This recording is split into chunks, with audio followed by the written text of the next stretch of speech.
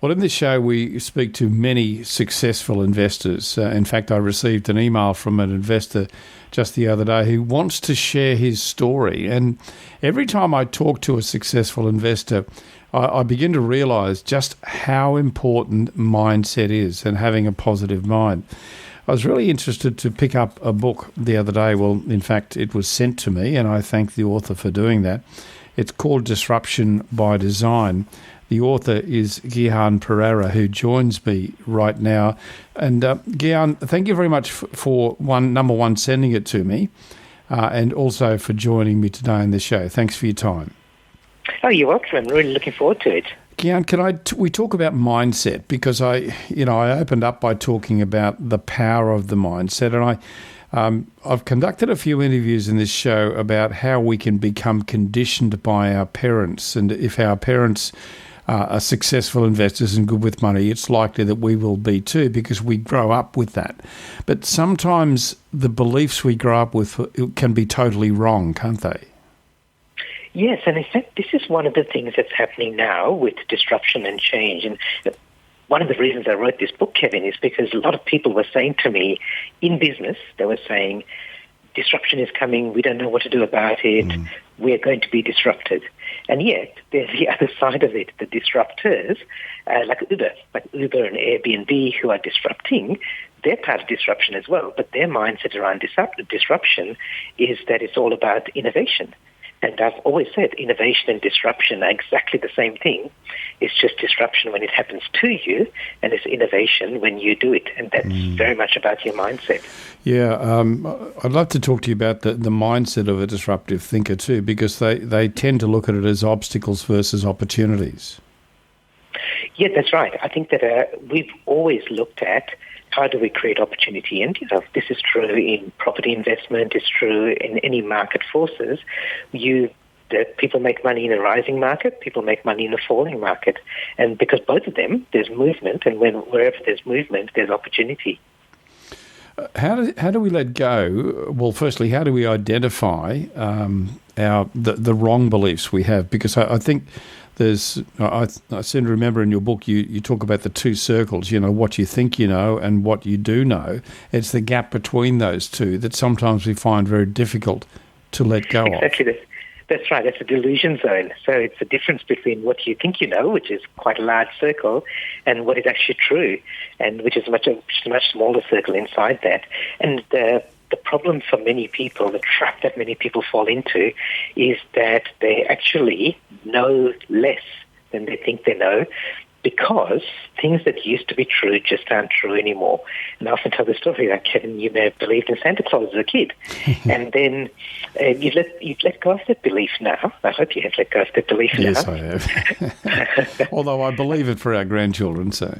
Yeah, exactly. And so they believe that, and now you look back and you realize that belief wasn't true, and yet there are so many beliefs now that we still hold on to, even though they may not be true, and we may not have realized that those beliefs are no longer true because we've never really tested them, or we've waited until something comes along and hits us over the head, and then we realize it's not true, rather than being willing to take action to let go of that belief sooner.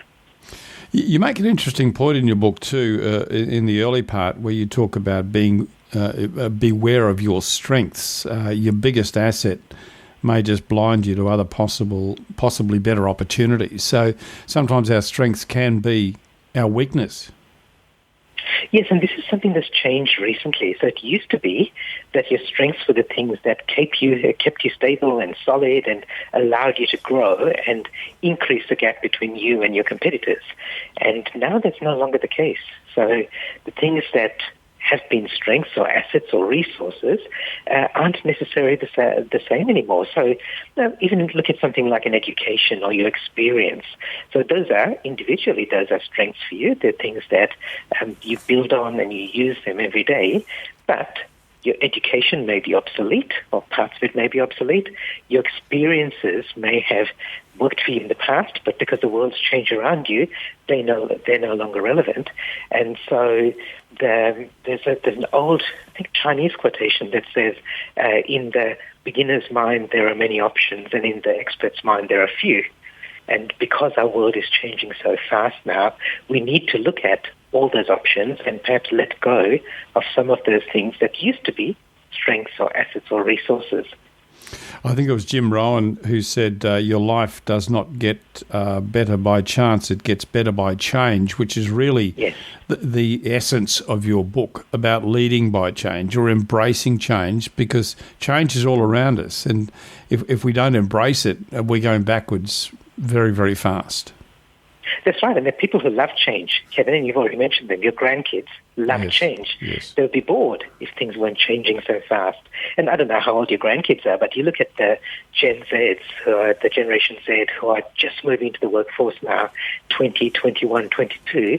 They expect things to change. They thrive in change. They are unhappy if there is no change. So it's not that change is always something to be afraid of, or always something to worry about, always something to be concerned about. It's not. It's just that over time, we become less and less happy with change. And I think we don't really, it's not change that we mind. What we really mind is changing.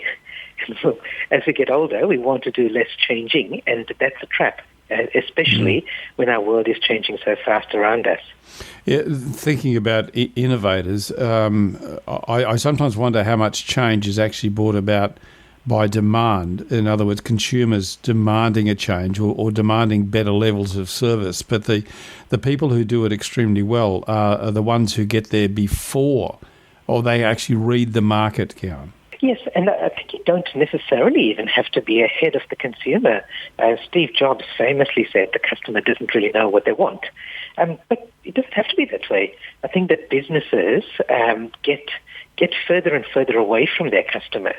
So you can imagine when a business first starts, they understand that there's a customer out there with a problem, and they have to figure out some solution to that problem. So they build the business, they hire the people, they create systems and processes, they invest in technology and infrastructure that will solve those problems. But over time, they get further and further away from the customer, and the business becomes more about serving itself, serving other stakeholders, and then these smart, savvy startups come along, and they don't have all those assets, resources, experience, brand, reputation, but they've still got that singular focus on this is what the customer wants, and that's what you should do. That's what you should look at as your business. Yeah, well, I started the interview by talking about mindset. I want to go back to that and round it out just a little bit. For those in the property sphere, mindset we know is very important. How do you turn around a mindset? How do you, if you're struggling to get on top of it, what are some of the steps that you would say people should put in place?